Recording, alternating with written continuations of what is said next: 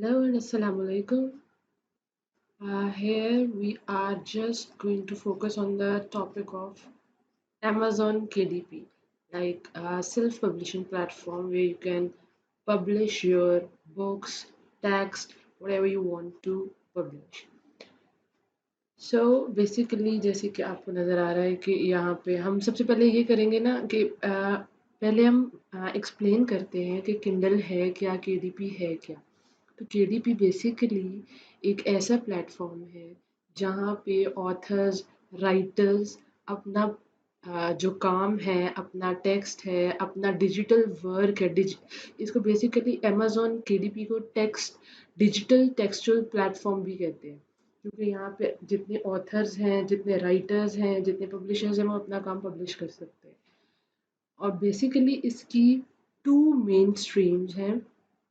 एक उन लोगों के लिए जो खुद से यूनिक वर्क कर सकते हैं, लाइक अब मैं कोई अपनी बुक लिखती हूँ, वो यूनिक मटेरियल है, हर चीज़ मैंने उसकी खुद लिखी है, उसके अंदर जो भी इलस्ट्रेशन है सब कुछ मैंने खुद से किया है, तो वो यूनिक चीज़ आ जाएगी। उसके बाद आता है एक पब्लिक डोमेन, लाइक किसी का काम आपने लिया, उसमें थोड़ा सा एडिशन किया और उसको पब्लिश कर दिया। इसकी डिटेल्स में हम फर्दर वीडियोस में जाएंगे, ये पब्लिक डोमेन होती क्या है। फिर केडीपी में आता है, एक तो ई बुक्स आती हैं, उसके बाद आता है low content and no content. इनको भी हम फर्दर डिस्कस करेंगे, लेकिन इस वीडियो में हमारा फोकस होगा कि इसका अकाउंट कैसे बनाना है और इसके रूल्स क्या है और इसकी बेसिक चीज़ें क्या है, ताकि हमें पता चल जाए कि हम अकाउंट कैसे बनाएं और उसको है क्या और किन बातों पे फोकस करना है, किन चीज़ों को अवॉइड करना है, किन चीज़ों को देखना है। तो सबसे पहले हम क्या करेंगे कि हम गूगल पे जाएंगे, वहाँ पे केडीपी लिखेंगे, हमें एक न्यू विंडो शो हो जाएगी। फिर इस पे आपको नज़र आ रहा है sign in to your KDP account और क्रिएट अ केडीपी अकाउंट। अब साइन इन वो लोग करेंगे जिनके पास पहले से अकाउंट है, और अगर आपके पास अकाउंट नहीं है तो आप क्रिएट अ केडीपी अकाउंट करेंगे, यानी कि साइन अप साइन अप इसके लिए यूज़ करेंगे। अब हम इस पे क्लिक करते हैं sign in to your KDP account. अब हमने उस पे क्लिक किया साइन इन पे और या साइन अप पे, तो हमारे पास ये दो ऑप्शन आ जाएंगे। एक यहाँ से अगर आपके पास साइन इन अकाउंट है तो आप साइन इन कर लें, अगर नहीं है तो साइन अप कर लें। अब बेसिकली हम इसकी यहाँ पे फ्यू जनरल्स हैं, तो अब हम इनको देखेंगे, एक जिनमें आप काम कर सकते हैं या जिनमें आप बेसिकली फोकस कर सकते हैं। जैसे कि इसमें एक फर्स्ट कैटेगरी है बिजनेस एंड इन्वेस्टिंग, कॉमिक्स की education, KDP kids, literature and fiction, mystery, thriller and suspense, non fiction, romance, science fiction, teens and young adults. अब ये हमारे पास कुछ कैटेगरीज हैं जिन पे हम काम कर सकते हैं। ज़रूरी नहीं है कि आप इन पे ही करें, या मतलब इनके जो बेसिक ऊपर मेन कैटेगरी है, हम इनकी सब कैटेगरीज पे काम कर सकते हैं, इनसे रिलेटेड कैटेगरीज पे काम कर सकते हैं। ये तो फ्यू कैटेगरीज हैं। उसके बाद हमारे पास आएगा, अब हम यहाँ से अगर साइन अप करते हैं तो इस पे हम देखते हैं कि क्या होता है। अभी हमने साइन अप किया, वहाँ से क्रिएट अकाउंट पे आया, तो हमने यहाँ से अब देखें क्रिएट अकाउंट आ गया। अब इसमें हमें कुछ चीज़ें ज़रूरत है, योर नेम, ईमेल, पासवर्ड, री एंटर योर पासवर्ड। अब नेम में हम जो यूज़र नेम या जो नाम हम यूज़ करना चाहते हैं हम वो लिखेंगे। फिर ईमेल, हमने वो लेजिट ईमेल लिखनी है, क्योंकि इस पे हमें ईमेल्स आएंगे, इससे रिलेटेड और सब कुछ आएगा, तो यहाँ पे एक लेजिट ईमेल होनी चाहिए। पासवर्ड है सारा कुछ करके, फिर क्रिएट योर केडीपी अकाउंट पे हम क्लिक करेंगे और हमारा अकाउंट क्रिएट हो जाएगा। अब उसके बाद हमारे पास एक ईमेल आएगा, हमने वहाँ से उसको वेरीफाई करना है। उसके बाद हमारे पास एक ये अकाउंट खुल जाएगा, इसका डैशबोर्ड जिसको हम कहते हैं, ये ओपन हो जाएगा हमारे पास। अब हम इस पे बुक शेल्फ पे क्लिक करेंगे तो हमारे पास ये दो ऑप्शन आ जाएंगे। अब हमारे पास इसमें दो ऑप्शन नज़र आ रहे हैं, एक है किंडल ई बुक और एक है पेपर बैग। आप किंडल ई बुक वो होता है जो डिजिटल प्रोडक्ट्स होते हैं, जो किसी भी डिवाइस पे या किसी भी चीज़ पे हम रीड कर सकते हैं, और पेपर बैग बुक होती है जो सॉफ्ट कवर्स होते हैं, जो टेंजिबल्स होते हैं। अब इसमें बेसिकली हमारे पास इन दोनों चीज़ों के ये 4 पॉइंट्स हैं। एक है बुक कंटेंट, बुक कंटेंट में आती है मैन्युस्क्रिप्ट, यानी कि आपका डेटा, आपका टेक्स्ट, आपकी इलस्ट्रेशंस और ये सब कुछ आता है। बुक कवर होता है एक ब्रांड कवर, यानी कि जिस पे आपका टाइटल होता है, आपका सब टाइटल होता है, आपकी एक फुल ऑन एक इमेज होता है, एक ओवरव्यू होता है आपकी बुक के बारे में।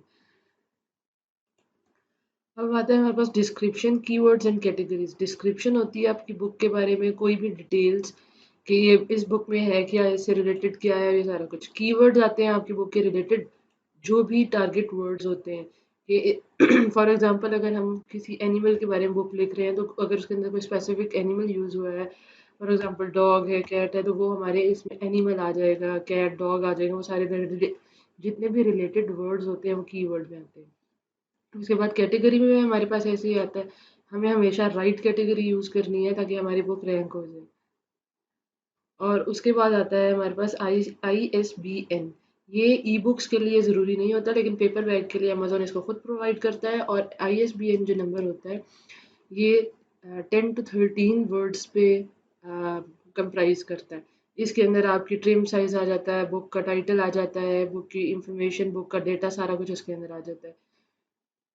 अब उसके बाद हम देखेंगे कि रिपोर्ट्स में क्या होता है।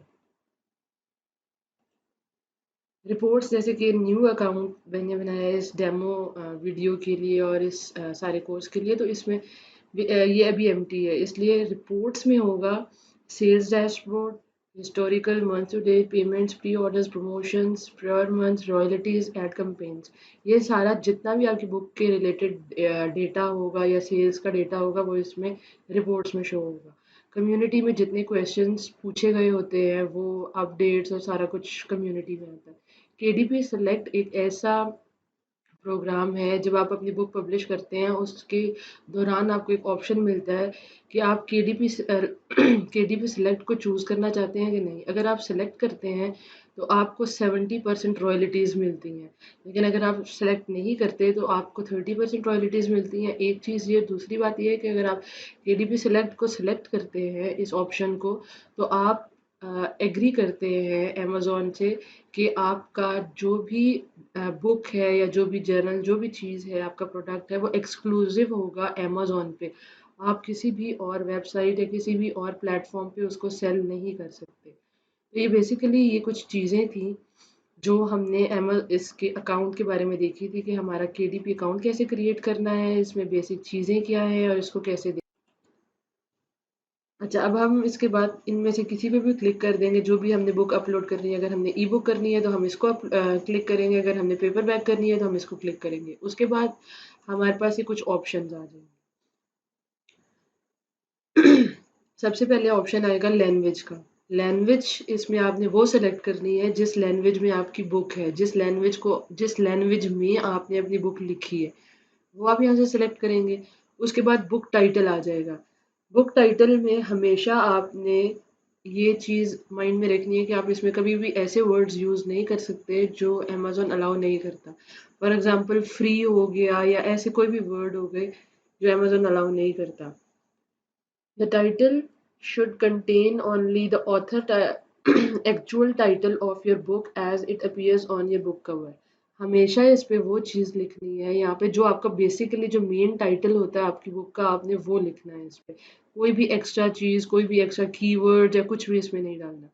सब टाइटल आपका वो चीज़ होती है जो आपके टाइटल को एक्सप्लेन करती है फर्दर, यानी कि आपकी जो बुक होती है उसको फर्दर एक्सप्लेन करती है। फिर इसके बाद आता है हमारे पास, अच्छा, अब ये चीज़ें हैं जो आपने अवॉइड करनी है। Avoid these things in the title of your book, no matter it's e-book or paperback. Unauthorized reference to other titles or authors, यानी कि आपका जो टाइटल है वो कभी भी रीडायरेक्ट नहीं करना चाहिए, ना ही उसमें मेंशन होने चाहिए दूसरे ऑथर्स या दूसरे ऑथर्स के जो टाइटल्स हैं। इन चीज़ों को अवॉइड करना है। फिर दूसरी बात यह है, कोई भी ट्रेडमार्क आपने यूज़ नहीं करना अपने बुक के टाइटल में।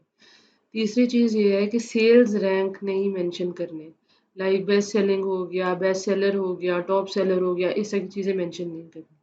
फिर चौथी चीज़ है प्रमोशंस और एडवर्टाइजमेंट्स नहीं करनी, यानी कि फ्री हो गया या कोई भी इस तरह के वर्ड हो गए।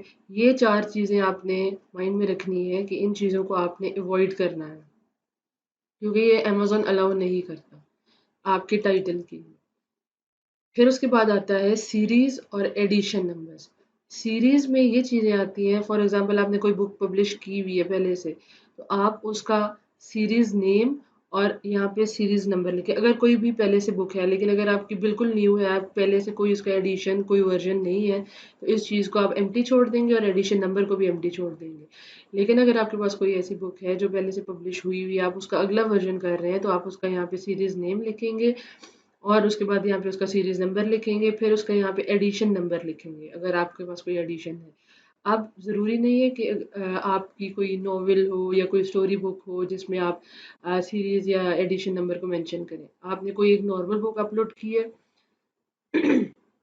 और उसमें आप बाद में देखते हैं कि कोई स्पेलिंग मिस्टेक्स थी या कोई आपने उसमें इलस्ट्रेशंस ऐड किए हैं उसमें और उसको अच्छा बनाने के लिए, या उसमें कोई और एडिशंस किए हैं, तो आप उस बुक को डिलीट करके न्यू टाइटल और सारा कुछ देने की बजाय आप उस बुक को वहाँ पे रहने दें।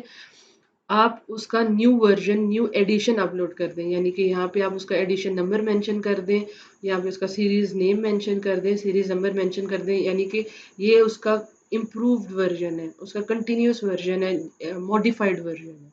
तो इन चीज़ों को हम ऐसे देख सकते हैं। उसके बाद सीरीज कलेक्शन। सीरीज कलेक्शन में सीरीज कलेक्शन में जब आपकी एक सीरीज की कलेक्शन बन जाती है आपके पेज पे, तो वहाँ पे जितनी भी बुक्स होती हैं एट अ टाइम, एक बायर अगर उसको बाय करना चाहता है तो वो एट अ टाइम सब बुक्स को एक ही बार एक ही पेज से बाय कर सकता है। फिर है to be a series collection, all books in the series must have matching series name, यानी कि जितनी भी सीरीज की बुक्स हैं, अगर आपने एक बुक एबीसी के नाम से पब्लिश की है तो दूसरी बुक का भी नाम कंटिन्यूअसली यही होना चाहिए, यानी कि उनका जो नेम है सीरीज नेम वो सेम होना चाहिए। उसके बाद है all books in the series must also meet these requirements, must be published through KDP, must have the correct name in the series name field, must have the correct number in the series number field, must have the exact series name and series number। अच्छा, अब हम उसके बाद देखते हैं create और update a series collection. ये जो मैं पहले ही बता चुकी हूँ कि अगर आपके पास पहले से कोई बुक है, आप उसका इम्प्रूव्ड वर्जन करते हैं, ज़रूरी नहीं है कि आपका कोई नॉवल हो या कोई स्टोरी बुक हो या कोई भी ऐसी चीज़ हो। अगर आपकी एक नॉर्मल बुक है, आपने उसके अंदर कोई भी एडिशन किया है, तो इसमें सब वो चीज़ें आ जाएंगी। अब उसके बाद है हमारे पास ऑथर नेम और contributor name. Enter the name. अब हमारे पास आता है ऑथर नेम और कंट्रीब्यूटर नेम। ऑथर नेम में आता है enter the name of your books primary contributor here. You are free to use a pen name as long as it does not impair customers' ability to make good buying decisions। अब हम इसमें author name में तो mostly pen name use होते हैं, यानी कि आपका जो अपना नाम है आप वो लिख लें, या कोई भी आप ऐसा नाम लिख लें जो आप चाहते हैं कि जिससे आपकी बुक पब्लिश हो या जो लोगों में नोन हो जाए। उसके बाद आता है कंट्रीब्यूटर्स नेम। कंट्रीब्यूटर में वो लोग आते हैं जिन्होंने बुक में कंट्रीब्यूट किया होता है। फॉर एग्जांपल, अगर आपने कोई बुक लिखी है और उसका सारा कुछ आपने खुद किया है, तो आप अपना नाम लिख दें, लेकिन अगर आपने किसी से करवाया और आप चाहते हैं कि आप उसको कंट्रीब्यूटर के नाम पे लिख दें, फॉर एग्जांपल आपने किसी फ्रीलांसर से कोई इलस्ट्रेशन बनवाई है, अगर आप चाहते हैं कि उनको आप क्रेडिट दें इस बात का, तो आप उनका नाम इसमें एडिशन कर सकते हैं उसका। लेकिन ये बेसिकली ज़्यादा यूज़ होता है पब्लिक डोमेन्स के लिए। जो अगर आपने पब्लिक डोमेन बुक ली है तो आपको हर उस बंदे का नाम कंट्रीब्यूटर में लिखना पड़ेगा जिसने उस बुक में कंट्रीब्यूट किया है। फॉर एग्जांपल, आपको उसके ऑथर का नाम लिखना पड़ेगा, पब्लिशर का, राइटर का, जिसने अगर कोई इलस्ट्रेशंस बनाई हैं उसमें उस बुक पे मेंशन होगा कि जिस जिस बंदे ने कंट्रीब्यूट किया है, आपको हर उस बंदे का नाम इसमें कंट्रीब्यूटर्स में ऐड करना पड़ेगा अगर आप पब्लिक डोमेन में काम कर रहे हैं। लेकिन अगर आप अपना यूनिक वर्क है तो आपको कंट्रीब्यूटर में, अगर आप चाहते हैं, आपकी चॉइस पे होगा, अगर आप चाहते हैं तो आप एडिशन करें, नहीं तो ना करें। उसके बाद आती है डिस्क्रिप्शन। सबसे बड़ा सबसे मेन इंपॉर्टेंट टॉपिक ये है डिस्क्रिप्शन का। Description is just a summary of your book in very few words, here you can write few things. अब बेसिकली जो डिस्क्रिप्शन है, इसमें आपने क्यूरियोसिटी पैदा करनी है। ऐसी डिस्क्रिप्शन होनी चाहिए जो ब्रीफली एक्सप्लेन करे कि आपकी बुक है क्या, उस आपकी बुक के बारे में हर चीज़ एक्सप्लेन कर दे, लेकिन एक थोड़ी सी स्पेस छोड़ दे, यानी कि उसमें क्रिएट सस्पेंस छोड़ दे, उसमें थोड़ा-सा ऐसी चीज़ स्पेस छोड़ दे कि लोग उसको खरीदने पे, उसको बाय करने पे मजबूर हो जाएँ। उसमें ऐसी चीज़ होनी चाहिए कि लोग पूरी चीज़ को पढ़ लें, यानी कि होनी ब्रीफ चाहिए डिस्क्रिप्शन, लेकिन वो आपकी बुक के बारे में हर चीज़ एक्सप्लेन कर दे कि इसके अंदर स्टोरी है क्या और इसमें बेसिकली चीज़ क्या है, हमें क्या मिलेगा इसके अंदर।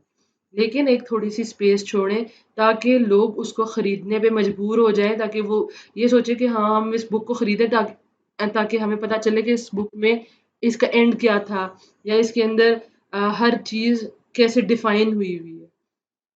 लेकिन कुछ चीज़ें हमें इसमें डिस्क्रिप्शन में जो अवॉइड करनी है वो ये है pornographic options and offensive context, phone numbers, physical mail address, email address or website URLs, reviews, quotes and testimonials, requests for customer reviews, advertisement watermark on images, promotional materials, time sensitive information. अब basically ये एक बहुत important चीज़ है। आप ये इसमें mention नहीं कर सकते कि हाँ, हमने इतने 1 मंथ के लिए या 1 वीक के लिए अपनी बुक को फ्री किया है या 1 मंथ के लिए ये आपको लो कॉस्ट पे मिल जाएगी या कोई भी ऐसी चीज़ आप उसमें नहीं मेंशन कर सकते। Availability, price, alternative ordering information, ये चीज़ें भी आप मेंशन नहीं कर सकते। Spoiler information for books, music, videos और डीवीडीज़, एनी कीवर्ड्स और बुक टैग्स, फ्रेजेस।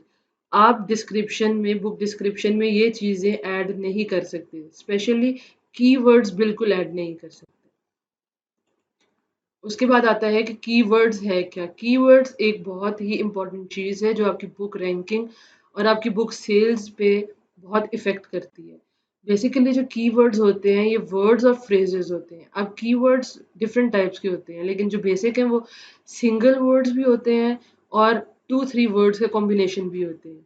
उन जो 2-3 वर्ड्स का कॉम्बिनेशन होते हैं या इससे भी बड़े होते हैं उनको हम लॉन्ग टेल कीवर्ड्स कहते हैं। अच्छा, अब जो लॉन्ग टेल कीवर्ड्स होते हैं वो ज़्यादा प्रेफ़र किए जाते हैं क्योंकि वो ईज़िली जो बायर्स होते हैं, क्लाइंट्स होते हैं, वो ईज़िली उसको टाइप करते हैं और सर्च कर लेते हैं। अब जो कीवर्ड्स होते हैं, इनमें आपने हमेशा ये ध्यान रखना है कि हमेशा जो चीज़ आप पब्लिश कर रहे हैं, जो टॉपिक आपका रिलेटेड है या जो कैटेगरी आपने चूज़ की है, कीवर्ड्स उसी से रिलेटेड हों। कभी भी कोई भी ऐसा कीवर्ड यूज़ नहीं करना जो आपके प्रोडक्ट से रिलेटेड ना हो। फॉर एग्ज़ाम्पल आप एनिमल्स की बुक पब्लिश कर रहे हैं, आप उसमें फूड का कीवर्ड नहीं डाल सकते, जिम का कीवर्ड नहीं डाल सकते। ये कीवर्ड स्टफिंग आ जाती है और अमेज़न इसको अलाउ नहीं करता। अब बेसिकली आपने जिन चीज़ों को अवॉइड करना है कीवर्ड्स में, वो ये है कि अदर ऑथर्स। अब ये नहीं करना कि कोई ऑथर फेमस है या जिसकी बहुत ज़्यादा सेल्स हो रही हैं अमेज़न पे, तो आप उसका नाम या उसका बुक टाइटल या उसकी कोई भी रिलेटेड चीज़ आप उसमें डाल दें ताकि आपकी रैंकिंग हो जाए, आपकी सेल्स हो जाए। इस चीज़ को अवॉइड करना है। फिर बुक्स बाय अदर ऑथर्स, यानी कि किसी की बुक कोई बहुत ज़्यादा फेमस हो गई है, तो या उसकी बहुत ज़्यादा सेल्स हो रही हैं, आपने इन चीज़ों को भी अवॉइड करना है कि उसका टाइटल, उसकी चीज़ आपने अपने कीवर्ड्स में नहीं डालनी। फिर सेल्स रैंक, यानी कि बेस्ट सेलिंग, ये जैसे हमने पहले भी देखा था, इसको अवॉइड करना है।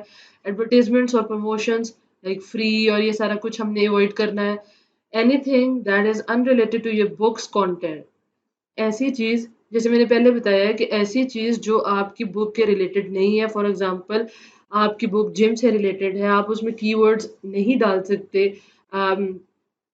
जिम के बारे में, फूड के बारे में, एनिमल्स के बारे में या कोई भी ऐसी चीज़ आप नहीं डाल सकते जो आपके प्रोडक्ट से रिलेटेड ना हो। फॉर एग्जांपल मेरी बुक है जिम के बारे में, अब मैं उसमें योगा डालूँगी या कोई ऐसी चीज़ें डालूँगी जो रिलेटेड है उससे। लेकिन ये नहीं डालूँगी कि कैट, डॉग या कोई भी ऐसी चीज़। अब ये भी नहीं करना कि आप सर्च में जाएँ अमेज़न की और वहाँ पे जो टॉप कीवर्ड्स हैं, आप वो सारे टॉप कीवर्ड्स उठाएँ और अपने कीवर्ड्स में डाल दें, ये भी गलत है। आप उसमें टाइप करें अपनी प्रोडक्ट से रिलेटेड वर्ड और उससे रिलेटेड जो भी वर्ड्स आपको मिलते हैं, आप उनको चूज़ करें अपने प्रोडक्ट के रिलेटेड और उसको आप यूज़ करें कीवर्ड्स के तौर पे।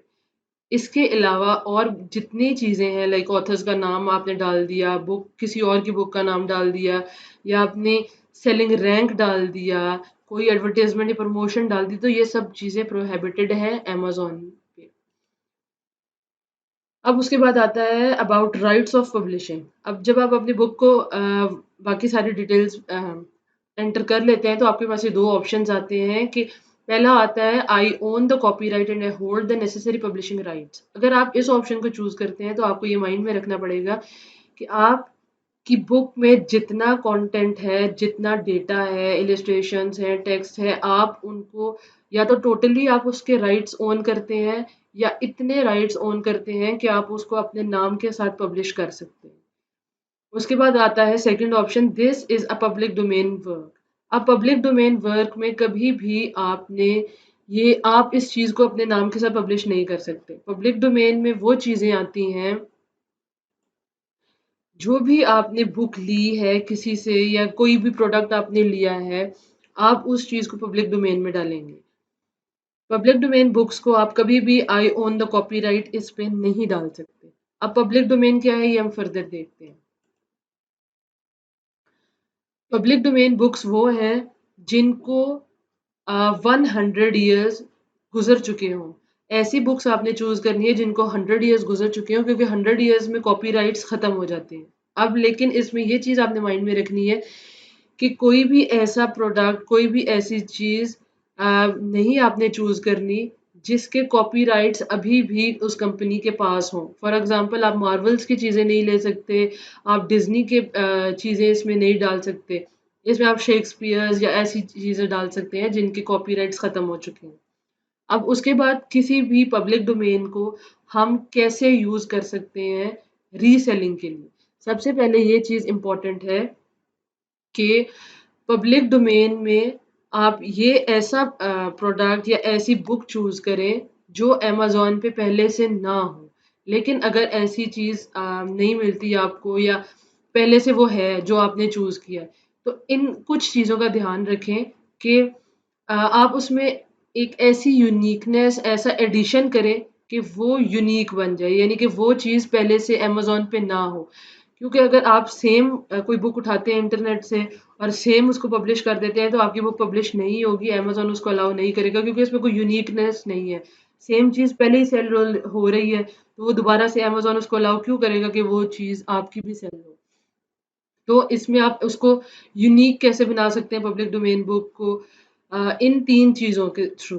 ट्रांसलेशन, अगर आपने एक बुक उठाई है कोई भी, सपोज़ कोई भी बुक आप लेते हैं इंटरनेट से पब्लिक डोमेन के तौर पे, तो अगर वो फॉर एग्ज़ाम्पल इंग्लिश में है, आप उसकी यूनिक ट्रांसलेशन कर दें फ्रेंच में, इटालियन में, किसी भी लैंग्वेज में।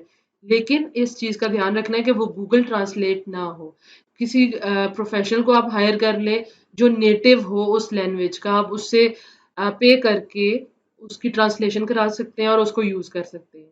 फिर एनोटेशंस होती हैं, एनोटेशंस में आप ऐड कर सकते हैं क्रिटिक्स, उसमें ऐड कर सकते हैं, उसमें स्टडी गाइड्स ऐड कर सकते हैं, बायोग्राफीज ऐड कर सकते हैं, हिस्टोरिकल कंटेंट ऐड कर सकते हैं। आप उसमें फॉर एग्जांपल ये जैसे एक ये वर्ड है, आप इसकी डेफिनेशन करके हाईलाइट करके उसमें ऐड कर सकते हैं। फिर आप उसके अंदर टेबल्स ऐड कर सकते हैं। अम, कोई भी ऐसी चीज़ आप उसके अंदर ऐड कर सकते हैं। फिर इलिस्ट्रेशंस आती हैं। आपको 10 और मोर यूनिक इलिस्ट्रेशंस उस बुक के अंदर ऐड करनी है उसको यूनिक बनाने के लिए। अब इलिस्ट्रेशंस में आप कोई भी चीज़ डाल सकते हैं, पिक्चर्स डाल सकते हैं, इलिस्ट्रेटेड स्टफ डाल सकते हैं, टेबल्स डाल सकते हैं, डायग्राम्स डाल सकते हैं उस चीज़ को एक्सप्लेन करने के लिए। ये 3 बेसिक चीज़ें हैं जो आपको माइंड में रखनी है। ये 3 चीज़ें आप यूज़ करके पब्लिक डोमेन को एक यूनिक कंटेंट बना सकते हैं रीयूज़ के लिए। उसके बाद है ये हमारे कुछ चीज़ें दिमाग में रखनी है। ये कुछ चीज़ें हैं जिनको हमें अवॉइड करना है पब्लिक डोमेन के लिए। यानी कि अगर हम इनको उसमें डालेंगे, यानी कि हम इनको चेंज करेंगे तो इसका कोई इफ़ेक्ट नहीं पड़ेगा, ना ही वो यूनिक बनेगा, ना ही वो अमेज़न अलाउ करेगा। उसमें आता है लिंक टेबल ऑफ कंटेंट्स, यानी कि अगर हम कहते हैं कि हम टेबल ऑफ कंटेंट को, एक और चीज़ है कि अगर हम टेबल ऑफ कंटेंट्स को चेंज करते हैं और हम कहते हैं कि यूनिक बन जाएगा तो वो अलाउ नहीं है। फिर formatting improvements, collections, sales rank, price, freely available internet content. इसमें फ्रीली अवेलेबल इंटरनेट कंटेंट में आती है ब्लॉग्स आप ले लेते हैं किसी के या कोई वेबसाइट आप उठा लेते हैं उसको। एडिशन करके कर देते हैं, इसमें पब्लिश कर देते हैं, तो ये चीज़ें अलाउ नहीं है। इन चीज़ों को आपने अवॉइड करना है, वरना अमेज़न आपको अलाउ नहीं करेगा पब्लिश करना। अब अमेज़न रिजेक्ट करता है पब्लिक डोमेन में वो चीज़ें जो पहले से ही अवेलेबल हों अमेज़न पे या गूगल बुक्स पे या स्मैशवर्ड्स पे या किसी भी और साइट पे, वो सेम प्रोडक्ट अवेलेबल हो। ये चीज़ें अमेज़न अलाउ नहीं करता। एनोटेशंस जैसे हमने पहले बात की, तो उसमें एनोटेशंस जो बिब्लियोग्राफीज़ आती हैं, समरी एनोटेशंस आती है, ग्लॉसरी आती है, रिलेटेड गाइड्स आती हैं। इलस्ट्रेशंस में हमारे पास आते हैं charts, drawings, sketches, figures, images, art work, visual add, कोई भी विजुअली अवेलेबल चीज़ जो होती है, यानी कि कोई भी डायग्राम्स, उनको आप इलस्ट्रेशंस में ऐड कर सकते हैं।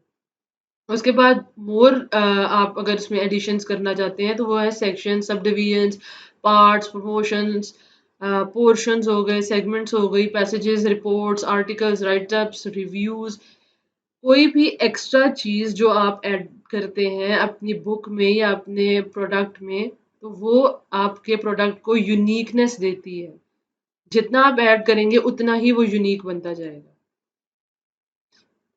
अच्छा, यहाँ तक तो हमारा हो गया सारा क्लियर कि अमेज़न का अकाउंट कैसे क्रिएट करना है, किन रूल्स को फॉलो करना है, किन चीज़ों को अवॉइड करना है, और कैसे हम पब्लिक डोमेन को यूनिक बना सकते हैं, कैसे हम बाकी चीज़ों को यूनिक बना सकते हैं, किन चीज़ों को अवॉइड करके हम अमेज़न से बच सकते हैं बैन होना।